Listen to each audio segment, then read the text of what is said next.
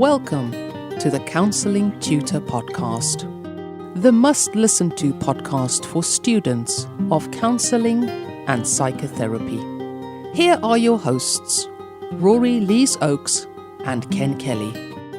Hello and welcome to episode 63 of the Counselling Tutor Podcast with me, Rory Lees-Oakes. And with me, as always, my fellow traveller on the information superhighway, Mr. Ken Kelly. How's the information superhighway today? Superhighway is awesome. It's good. I'm mindful that it is that time of year. I guess the festive season, the holiday season, as we may call it, that we're in at the moment. But I can't help notice, Rory, that your voice is very deep today.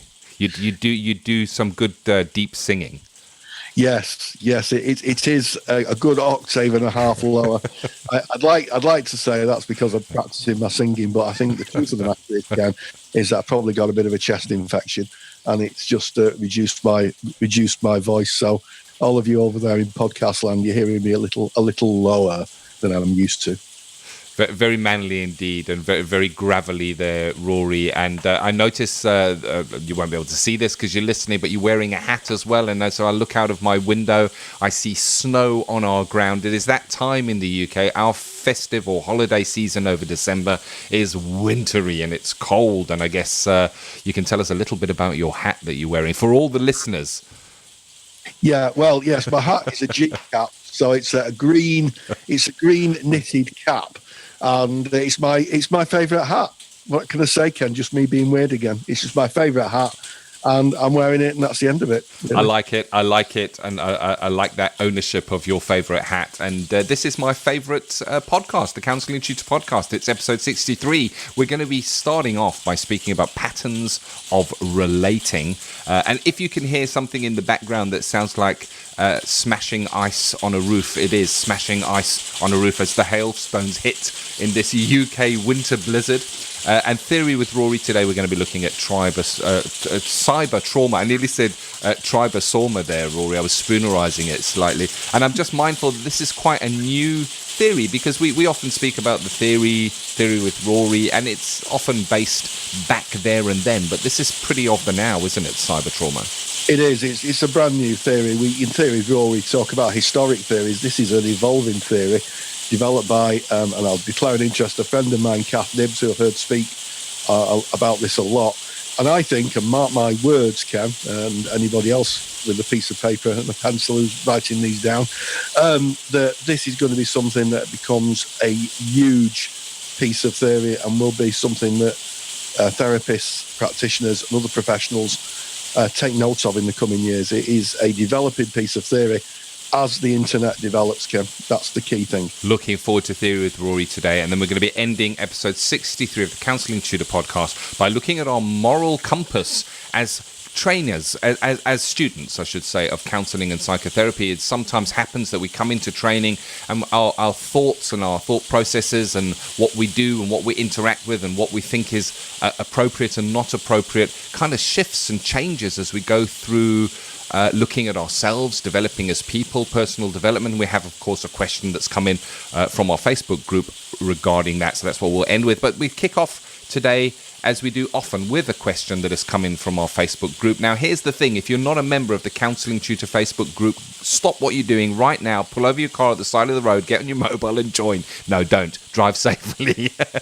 Don't do it while you're driving, of course. But really, come and join in the group. We've got over 14,000 like-minded individuals, students of counselling, tutors, qualified therapists, all hanging out there and talking about things of interest with regards to counselling and psychotherapy. Go to Facebook, just type in Counselling Tutor, you'll find us. But what is the question that we had today regarding those patterns of relating, Rory?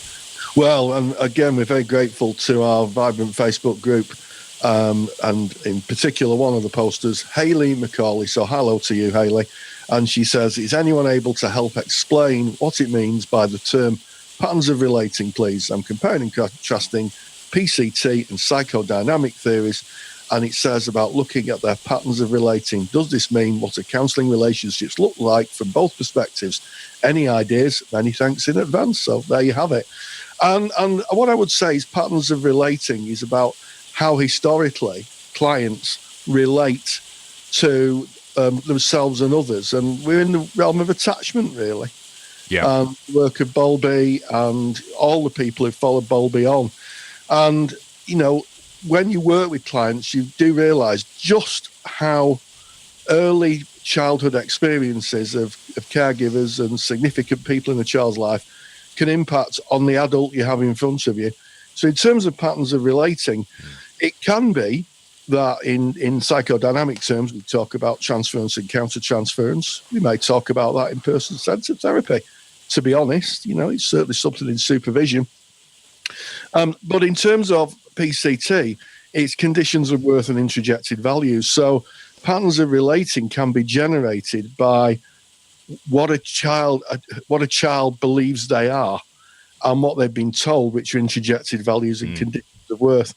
But yeah, basically it comes down to attachment. And one plea, do not underestimate your own attachment style when you're working with clients, because that will have an impact in the therapy room. If your attachment style is avoidant, dismissive, then it might be that leaks out into the way you relate to your clients. Definitely. I like how you've said that. And I'm thinking about self-concept. Our self-concept is how we see ourselves in the world and how we view the world as well. And we very often filter, well, not very often, we just do. We just filter everything we hear through our own self-concept. It's interesting. And if you think of us and a client as being two circles in the same room, we may think that if we say something, the client fully understands what we're saying. And when the client says something, we may think that we fully understand what it is that they're saying, when in reality, it is only a small slither right in the middle of common understanding that we have, because everything goes through a filter where we relate what we see, what we hear, how we interact with the world through that filter. Yeah, absolutely. And also the misconceptions that come with having a filter in place. So it's amazing how communication, even the simplest thing, can be felt like it's miscommunicated, which is why therapists always say to their clients when they're reflecting back, is that correct? Is that how it is for you? And if the client says, yeah, fine. If the client says no, you say, tell me what I'm not understanding. And then the client has a chance to expand on that and make the meanings clear, because therapy is all about meanings. No matter which therapy, it's all about meanings, the client's meanings. So yeah, always ask, I would say, if your perception is correct. 100%. And how do we do that? We may ask a direct question to make sure that we understand it correctly. We can do so by a paraphrase, where we paraphrase our understanding of what the client has brought, or maybe in a summary of what the client has brought. And when we do a paraphrase or a summary, it's always an idea to say, well, that's kind of how I received that. How is that with you? And it gives the client an opportunity to maybe correct something where we have maybe perceived that incorrectly, and to set it right. And sometimes it's even an opportunity for the client to hear that back and go, actually, you know what, when I think about that, it's not really like this, it's like this. It allows them to change their filter as well and bring their new learning or where they may be on that subject. So I think it's a really good question. It's a good question. I think it shows itself multiple times in different ways in the therapy room. Yeah, and I like what you say, Ken, about opportunity. Don't underestimate opportunity within the therapy room, because, there's a great phrase from a film called Vanilla Skies, which says every passing minute is another chance to turn it all around. Yeah. And, by using the opportunity to be able to clarify and be absolutely crystal clear that's what you've heard, you're really being of service to the client. And I would say use every opportunity to make sure that what you're hearing is exactly what the client's saying.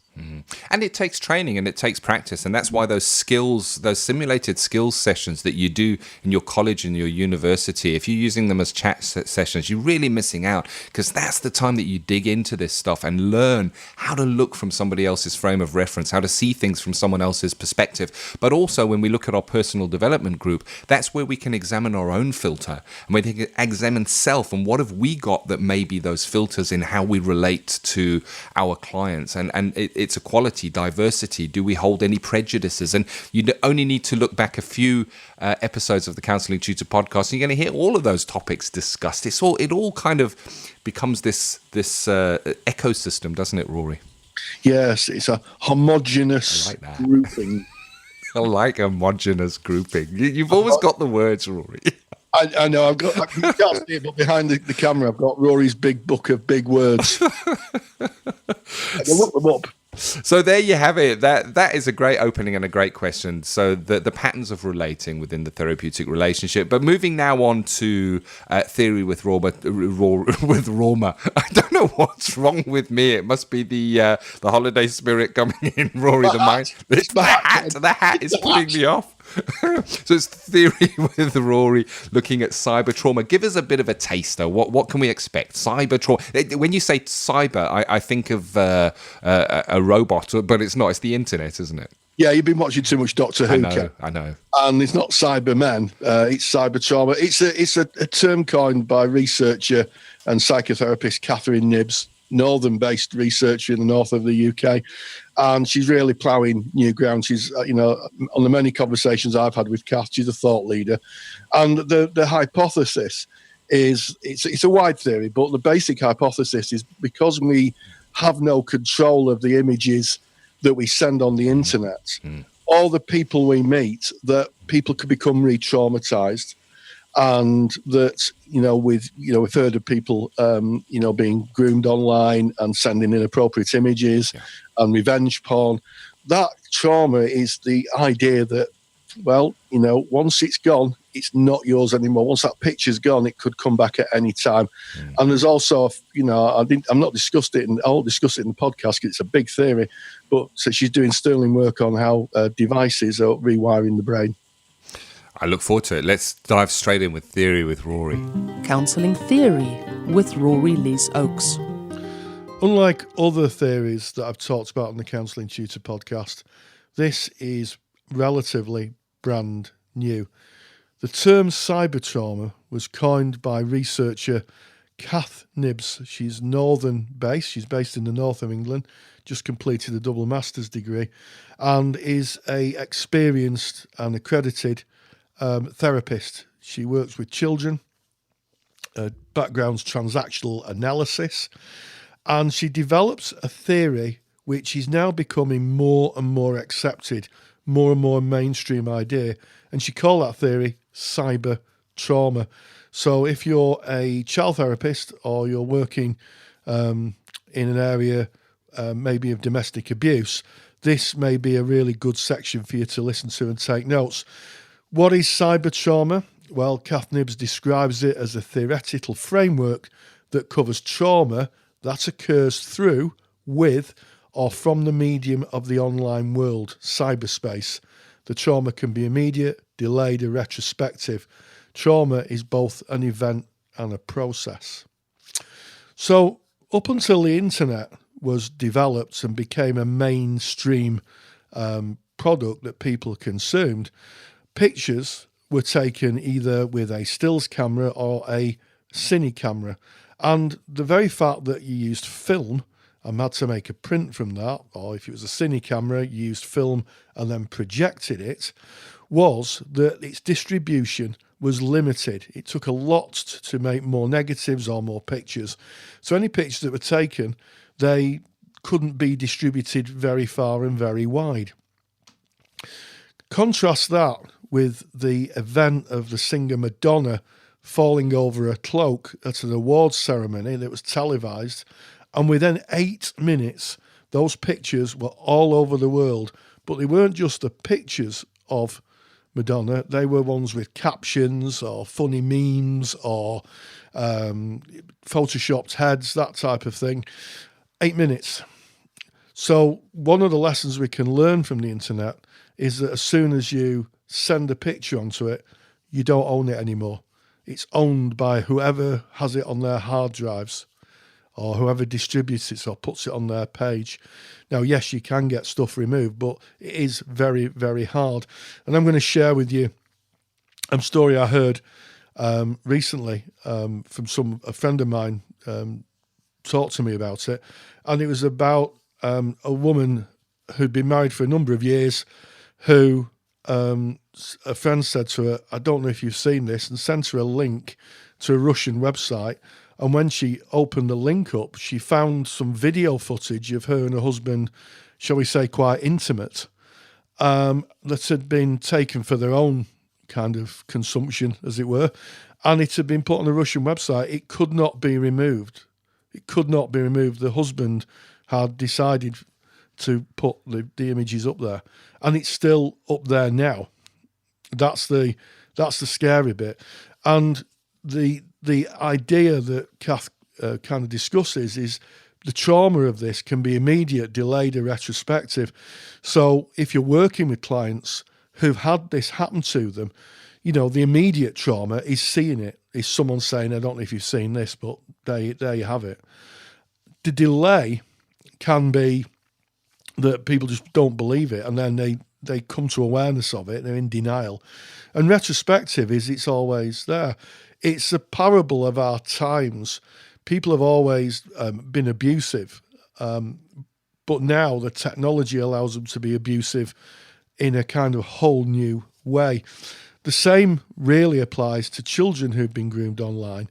And just for some factual information, I was speaking to Kath the other day, and she was saying that the word grooming is a little bit of a kind of oxymoron, a contradiction in terms.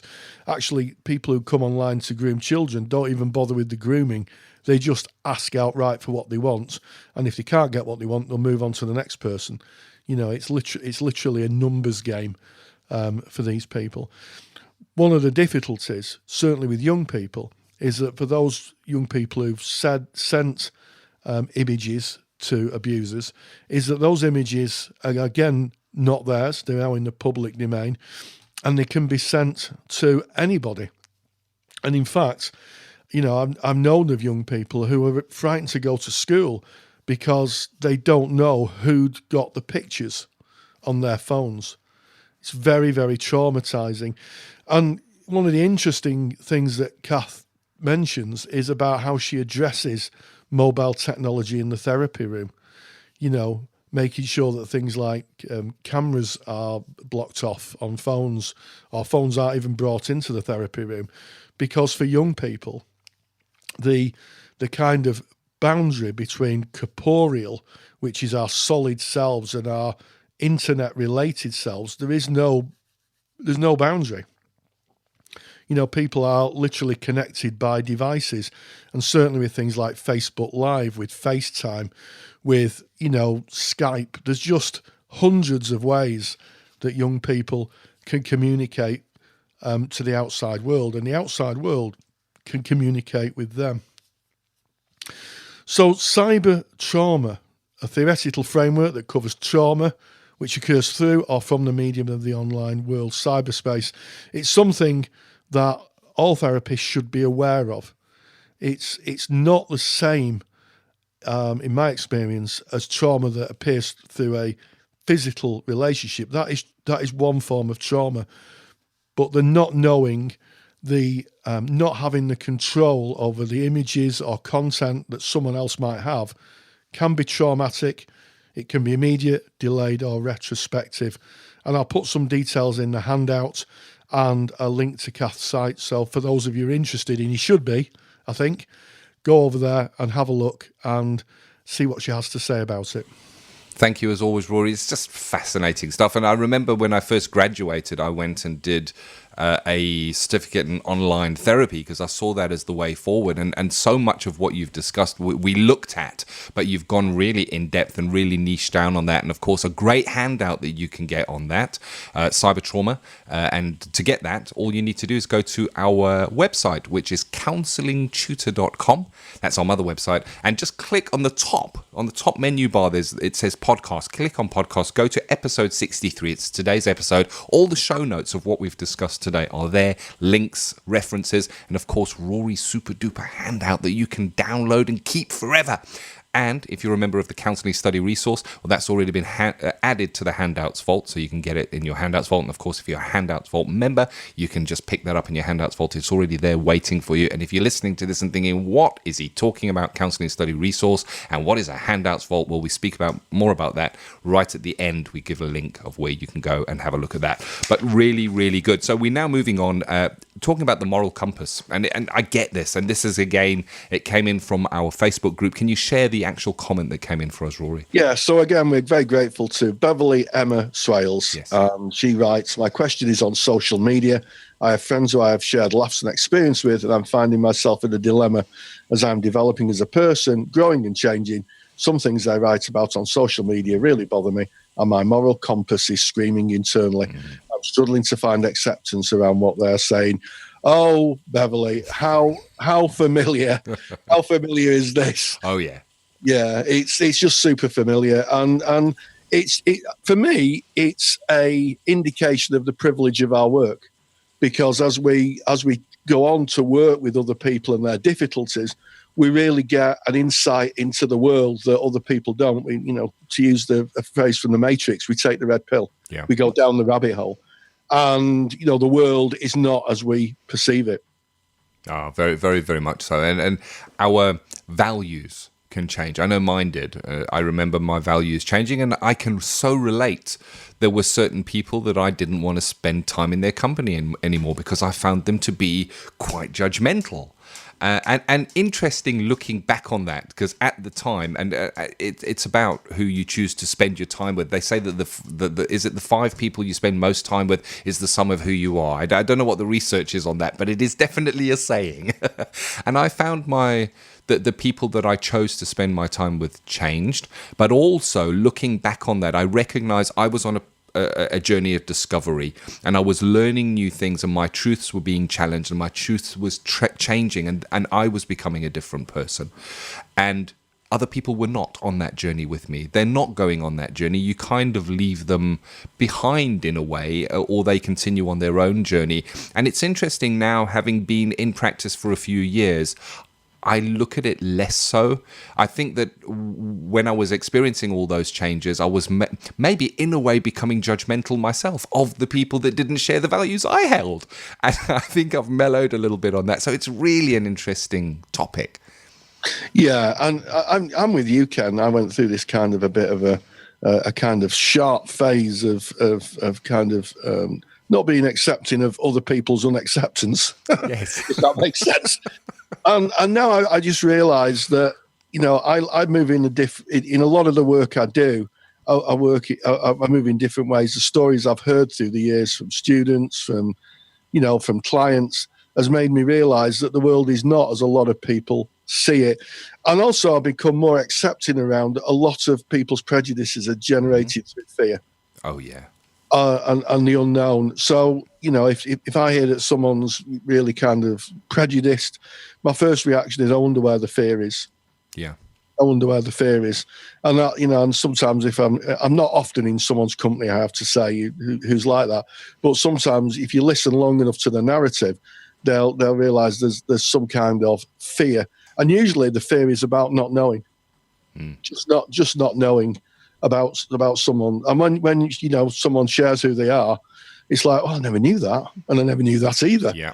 Then yeah. So very, very much so. And I can relate with the not knowing is the one side. So you have a lack of information on something. So you maybe fill that information lack in with stories you've heard or things that may have been told to you by parents, and you make an impression and a truth based on other people's ideas rather than meeting someone and seeing how that is in the real. And another thing that can come up there is that we have something to protect, that we're protecting something, whatever that may be, and in our own self-protection, we kind of become closed. And I'm saying this, I'm busy making my way through a television program called I'm a Celebrity, Get Me Out of Here. It plays in the UK, it goes out on ITV, and they basically take some celebrities, they put them in a jungle and they put cameras on them, so they get to live their life. But you do get to watch behaviors play out and how divisions in the tribe occur, and you can see, having some kind of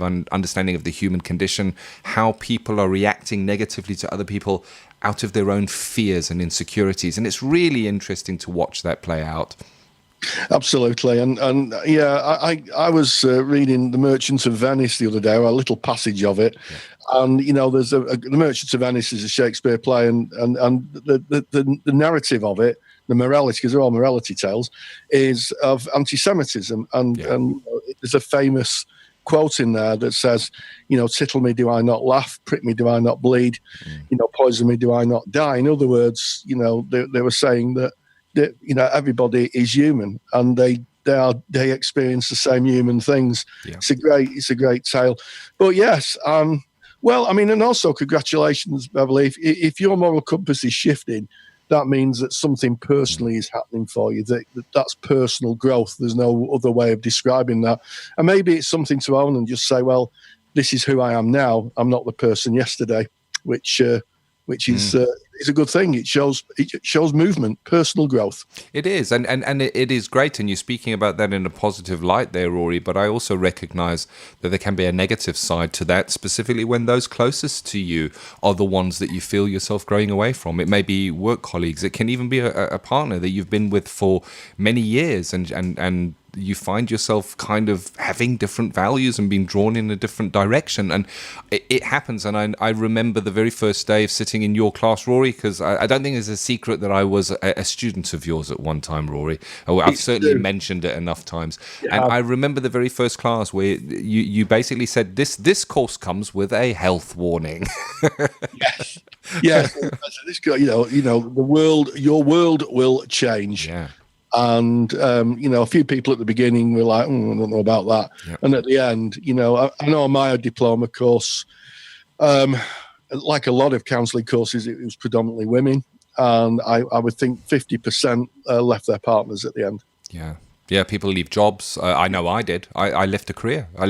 Career, changed it, and made what could be considered by many as a rash decision. But my values had changed, and amassing pieces of paper in a bank account were no longer as important as actually making a difference in people's lives. And it was like a calling to me. And luckily, I had the support of my family at the time. But I can see where it can be difficult when you may not have that support. So I recognize it as a wonderful thing to grow, to feel your compass direction changing, to recognize that development in self. But I also recognize that it can sometimes be a painful thing to go through.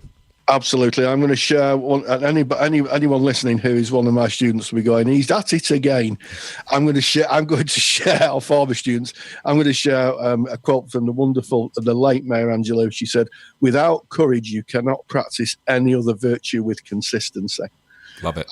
And I think that sometimes it takes enormous courage to say, actually, I'm not laughing at that racist or sexist joke. I'm not going to be going. It takes a lot of courage, but that courage then kind of filters through into who you are. And I don't think I could put it too strongly. All counsellors are courageous people because they're going out to work with people in great difficulty. Sometimes very underrated, the courage side of the work, but I think a lot of therapists are very courageous. I agree with you, and that they're saying that not laughing with the group, that's really swimming against the tide. And you quoted Maya Angelou. I'm going to bring up Mahatma Gandhi here, and I'm going to say, be the change that you wish to see in the world. And that does take courage. It takes courage to go against the grain, to not laugh with the boys in the crowd. I'm using that as a saying because it comes from a Pink Floyd song. And as we come to the end of this really interesting topic, think about it some more, discuss it. It's a timeless topic. It will come up again and again on the podcast, on our blog. Get into our Facebook group and have a chat about that. If you're a member of our forum, either the Counsellors Cafe or the Counselling Study Resource Forum, go and have a chat about that in there as well. And I just can't help but notice as we come to the end of episode 63, Rory, that you were quoting The Merchant of Venice, and I was talking about watching I'm a Celebrity, Get Me Out of Here on telly, and I think that's why you're our academic director. So 63, we looked at patterns of relating within the counselling relationship. We looked at cyber trauma in theory with Rory, really good theory there, and then that moral compass change. And of course, it is the last episode for 2017, so thank you very much for lending us your ears for this year. And I look forward to seeing you in the brand new year of 2018 for exciting things to come. I know we've got a lot of exciting things planned, haven't we, Rory, for Counselling Tutor? We have, and all will be revealed. Yeah. But until then, stay grounded, stay safe, and have a super break if you're having a break. If you enjoy the topics and handouts here on the Counselling Tutor podcast, then you will love the Counselling Study Resource. CSR was built by myself, Ken, and Rory Lees-Oakes to give you the support you need during your counselling studies. So get access to the world's most comprehensive collection of resources aimed at supporting you in your journey to become a counsellor. Take the stress out of your studies by visiting counsellingtutor.com/CSR. That's counsellingtutor.com/CSR. Thank you for listening to the Counselling Tutor Podcast. Find the show notes for this episode on our website at www.counsellingtutor.com.